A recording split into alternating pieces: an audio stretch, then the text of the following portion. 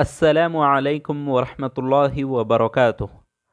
Radio HRDF میں آپ کا استقبال ہے۔ پہلے ہم خبریں جاننے کے لیے ریڈیو، ٹیلی ویژن اور اخبارات پر انحصار کرتے تھے۔ اس وقت اس بات کو یقینی بنانے کی کوشش کر رہے تھے کہ سچے ذرائع سے یہ خبر جمع کی گئی ہیں۔ تاہم آج ٹیلی ویژن چینلز اور اخبارات کو مختلف چیزوں سے متاثر دیکھا جا سکتا ہے۔ حکومت کا ڈر اور ڈیپ اسٹیٹ کے مفادات کو تحفظ فراہم کرنا ہوگا۔ ایڈورٹائزمنٹ دینے والوں کو خوش کرنے کی ضرورت ہے۔ ریٹنگ میں کمی نہیں آنی چاہیے۔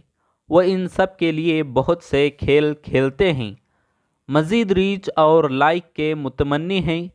مرکزی دھارے میں آنے والا میڈیا خبر کی حقیقت سے نظر ہٹا کر یا یہ معاشرے میں اس کے جو نتائج پیدا ہونے والے ہیں اسے قطع نظر کر کے دوسری باتیں خبروں میں چلا رہے ہیں۔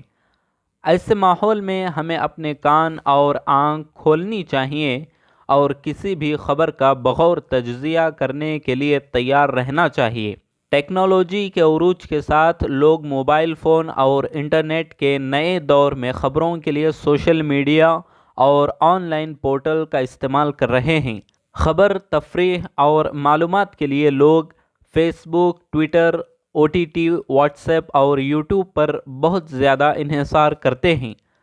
اس کے نتیجے میں ہم جانے انجانے میں موجودہ ہٹلر فیسسٹوں کی جھوٹی فیکٹریوں سے نکلنے والی مضحکہ خیز کہانیوں کے پروپیگنڈا کرنے والے بن جاتے ہیں۔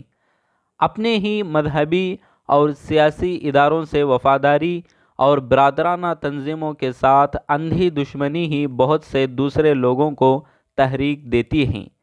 حسد یا قیاس آراؤں پر مبنی خبروں کی فراہمی اور اس کو پھیلانا مومن کے لیے ایک بہت بڑا گناہ ہے، کیونکہ برائی کے بجائے اچھائی کو ترجیح دینا خیر کا حصہ ہے۔